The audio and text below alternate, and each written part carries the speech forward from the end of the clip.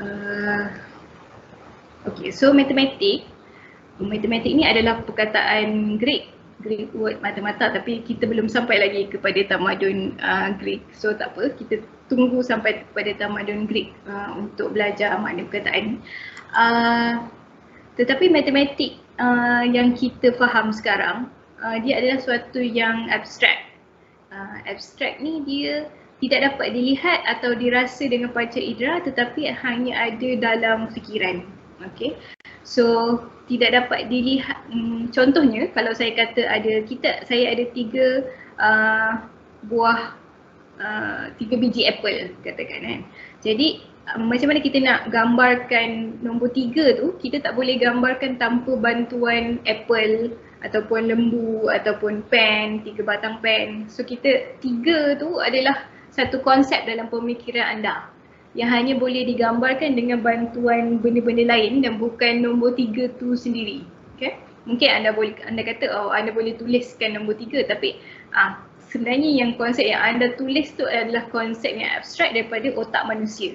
Jika anda fikirkanlah, mungkin anda tak pernah fikir sebab kat sekolah kena paksa je kan, kena paksa hafal nombor kan. Tapi macam mana manusia boleh sampai kepada peringkat yang dia rasa penting untuk memaksa anak-anak dan keturunan mereka hafal nombor.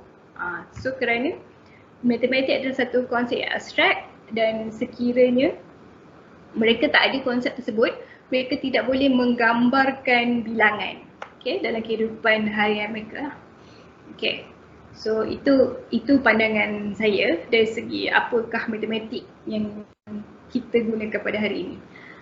Okay, nombor adalah simbol yang abstrak seperti yang saya cakap tadi. So mungkin nombor dalam gambaran kepala masing-masing sama kan. Jadi yang ini nombor yang kita pakai. Yang ini bahasa Arab kan. Wah, ini salah arba'ah khamsah sita samanya. So yang ini Arab, nombor Arab. Yang ini walaupun sebenarnya terbalik kan. So sebenarnya wahid, isnin, salasah, arba'ah, khamsah. Macam tu kan, terbalik So cara penulisan pun berlainan. Okay, so this one apa? Nombor Roman numerals, right? So 1, 2, 3, 4. Siapa tahu yang ni? 5. Lepas tu yang ni jadi 6. Kenapa dia jadi 6? 5 tolak 1 kan? 5 tambah 1, sorry. Yang ini 5 tolak 1 jadi 4. Okay, sekejap. Okay, baik. Right. So kita tengok Roman numeral ni, saya rasa semua anda pernah nampak, tapi mungkin ada yang tak pernah terfikir. So sebenarnya 5 ni adalah V. So Roman numeral ni dalam barisan ni, cuba anda tengok berapa je simbol yang dia ada dalam barisan ni sebenarnya. Dia ada yang macam I tu kan, dia ada yang macam V tu kan. Lepas tu dia ada yang macam X ni, okay. So V tu melambangkan 5, X tu melambangkan 10. Sebab tu dia guna simbol tu susun balik untuk mendapatkan nombor-nombor yang lain kan. So 1 adalah yang ini kan. Kemudian 2 ni adalah 1 darab 2, 3 adalah 1 darab 3, tapi 4 lepas tu dia tulis macam ni. So dia anggapkan kita boleh faham bahawa ni adalah 5 tolak 1. Okay. Lepas tu 5. Lepas tu dia anggap kita boleh faham ini adalah 5 tambah 1, 6. Dia anggap kita boleh faham ini 5 tambah 2, 5 tambah 3, ni 10. X ni adalah 10 kan. So dia anggap kita boleh faham ini adalah 10 tolak 1, 9. Dan ini adalah 10. Okay. Sebelum saya rasa anda semua pernah terdedah kepada Roman numeral sebelum ni. Siapa yang tak pernah tahu Roman numeral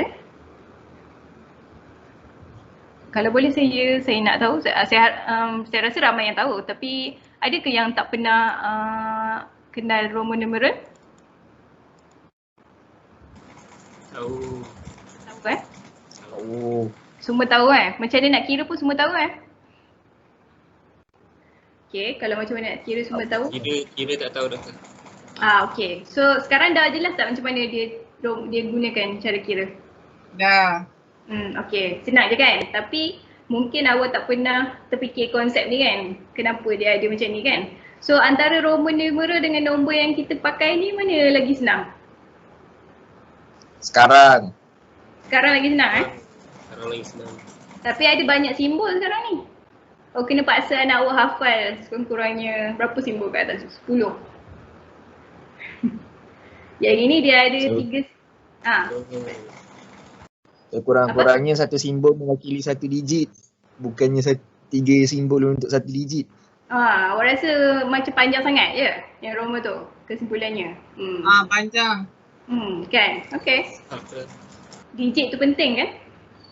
Okay. So, alright. So yang kat bawah ni tak tahulah yang ni tulisan Sanskrit rasanya dan Indian origin punya tulisan. Yang ni macam tulisan Jepun Ichini Sanyong Cina kot. Ichini Sanyong Goroku Nana Hachi Kyuju. Rasanya Jepun pun guna simbol yang sama kot. Okay. So itulah dari segi nombor lah. Dia dalam otak kita sama tapi sebab kita guna bahasa yang lain-lain, so kita akan hasilkan tulisan yang lain, kita akan hasilkan nombor yang lain. Cara kita tulis pun lain. Macam Roman tu dia tak suka ada banyak-banyak simbol, dia nak simbol sikit-sikit je. So dia buat 3 simbol, lepas tu dia combine simbol untuk bagi nombor lain kan. Yang macam kita sekarang, kita ada digit. Sebab kata kawan awak, senang. Sebab dia ada satu nombor, ada satu simbol je. Okay. Itu antara kesenangan nombor sekarang berbanding dengan nombor Roman lah. Okay. Next one. Okay. Lama kelamaan, tamadun ni dia menyedari kepentingan konsep matematik tu bukan hanya pada nombor je. Sebab nombor tu adalah proses pertama kita tulis benda yang abstrak dalam kepala kita. Kita, bila saya cakap kita tu adalah orang-orang yang berfikir secara matematik lah kan. Dia rasa macam pentingnya tulis nombor dalam kepala. Dia bukan sahaja tulis nombor dan dia tulis juga berbagai-bagai konsep matematik yang abstrak dalam kepala dia tuliskan supaya dia boleh komunikasikan kepada orang lain. Okay. Nombor, apakah simbol-simbolnya? Berapa banyak simbol asas yang diperlukan oleh seluruh sistem? Okay, so contohnya simbol-simbol ni adalah macam 0, 1, 2, 3, 4, 5 sampai 9 kan untuk simbol kita. Tapi simbol Roman tu adalah ada 1, ada V, ada X kan. Okay, so berapa banyak simbol-simbol asas yang diperlukan untuk seluruh sistem nombor?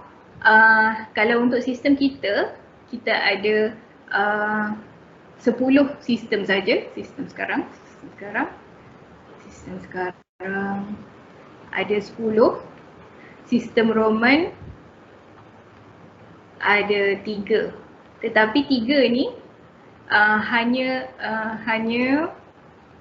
boleh kira sehingga berapa tadi yang saya tunjuk? X tu kan. So sampai 14 je boleh tu. Nanti 15 kena simbol baru lagi. Sebab yang ni adalah simbol 5 kan. Ni 1. Ni mana-mana 10 kan. So nanti dia kena simbol baru. Nanti dia ada simbol macam M, V, apatah lagi dia punya D. Macam itulah. Setiap beberapa angka tu dia kena tambah simbol baru. Jadi 3 hanya boleh sehingga 14 rasanya. Dan maksudnya simbol dia tak terhingga. Kalau dia nak kira sampai nombor yang sangat besar, dia kena tambah je simbol yang baru. Jadi tak efisien lah. Sampai sistem sekarang kita ada 10 ni. Sebab kita ada 10 tambah sistem digit, maka kita boleh kira sehingga infinity pun boleh kan. Kalau 9999 dah berapa ni? 99 juta contohnya. Okay. So itulah antara dua benda yang saya nak anda fikirkan. Berapa banyak simbol yang diperlukan dan berapa banyak simbol asas yang diperlukan untuk semua, untuk seluruh sistem. Bukan sistem Roman tu dia terbatas kan, sehingga berapa tu dia kena tambah simbol baru. Tapi untuk sistem yang kita pakai sekarang, sebab itulah kita pakai sistem ni, sebab dia memudahkan. Sistem yang kita pakai sekarang kita boleh tambah sehingga tak terhingga.